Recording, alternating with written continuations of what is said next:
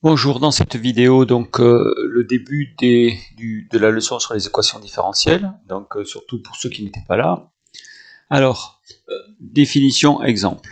Une équation différentielle, qu'est-ce que c'est? C'est une équation où l'inconnu n'est pas un nombre, n'est pas x, mais c'est une fonction. Alors, dans la notation des équations différentielles, à la place de f, nous on prend f, souvent comme fonction f de x, on prend y. Et dans cette équation, il y a les dérivés. Y', donc c'est la dérivée de y seconde, c'est la dérivée de la dérivée, etc.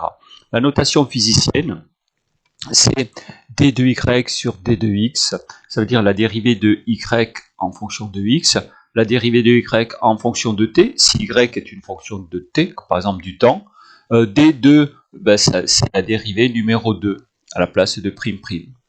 Voilà. Ça, c'est la notation physicienne. L'avantage de cette notation, c'est que on peut dire par rapport à quoi on dérive, parce qu'il y a des fonctions, nous on ne le verra pas dans cette année, mais il y a des fonctions qui ont plusieurs variables. Ça peut dépendre par exemple du poids, de la taille, et on dit par rapport à quoi on dérive. Alors, si une fonction et ses dérivés vérifient l'équation différentielle sur un intervalle, alors la fonction est dite solution. Le mieux, c'est des exemples. Pour vérifier qu'une fonction f donnée dans l'énoncé est solution d'une équation différentielle, on remplace y par f de x, y' par f' de x, etc. s'il y a y seconde, et on voit si l'égalité qui nous est proposée est vraie.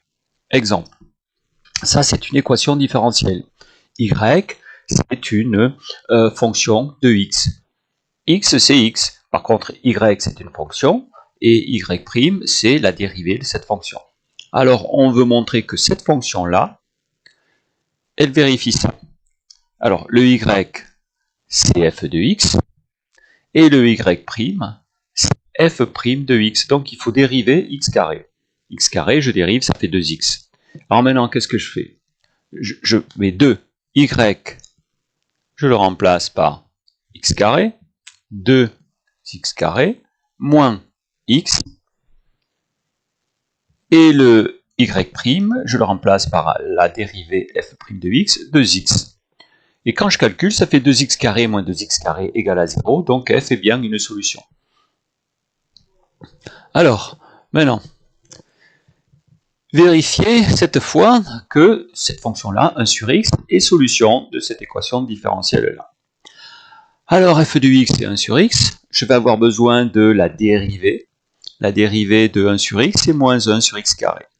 Et maintenant, je remplace y', je le remplace par moins 1 sur x carré, qui est la dérivée, plus y, je remplace par la formule 1 sur x, et après quand je mets 1 sur x au carré, c'est 1 sur x au carré, il y avait moins 1 sur x au carré devant, ça fait bien 0, donc f est bien solution.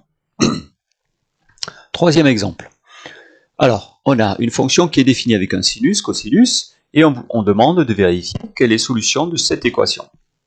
Alors cette équation différentielle, on dit qu'elle est du deuxième ordre, parce qu'on a la dérivée de la dérivée, prime prime. Celle-là, c'est une équation du premier ordre. Celle-là aussi. Alors, qu'est-ce qu'on fait? On prend cette fonction, cf, on la dérive. Alors, la dérivée du sinus, c'est le cosinus, mais pourquoi il y a 8? Parce qu'en fait, la dérivée du sinus de ax plus b, c'est cosinus ax plus b, mais le coefficient devant le x, il passe devant. C'est un peu comme exponentielle de 2x. La dérivée, c'est 2 exponentielle de 2x. Le 2 de 2x, il passe devant. Là, c'est pareil. Donc, le 4 il passe devant, ça fait 4 fois 2, 8. Et le sinus se transforme en cosinus. Le cosinus, la dérivée, c'est moins sinus, d'où le moins. Sauf que le 4 qui est là vient devant, 4 fois 3, 12. Et le cosinus, vous voyez, s'est transformé en moins sinus. Il nous faut la dérivée prime, la dérivée seconde. Donc je vais dériver ça. Je vais dériver la dérivée. Alors le 4 va venir devant, le sinus va se transformer en moins sinus. 8 fois 4 en 2.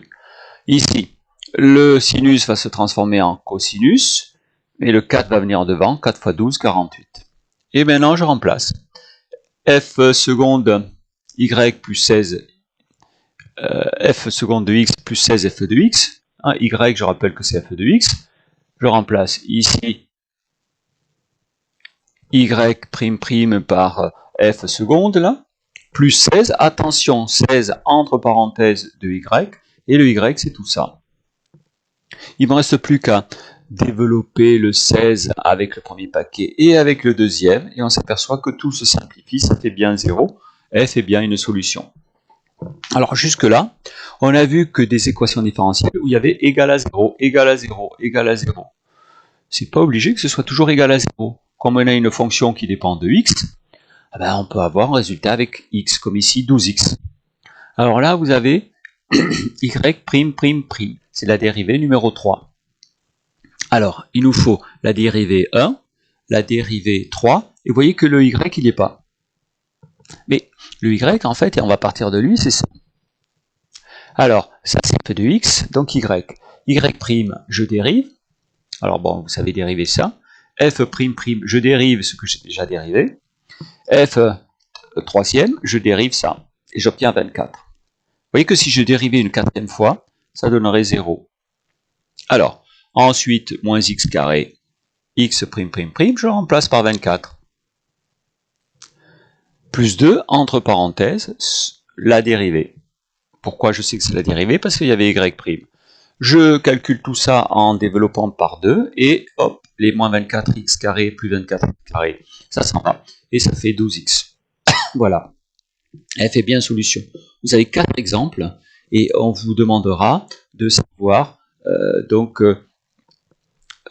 savoir vérifier qu'une fonction que l'on te donne est solution d'une équation différentielle. Il faut vérifier. Et pour ça, il faut savoir dériver. Voilà la première partie du cours sur les équations différentielles.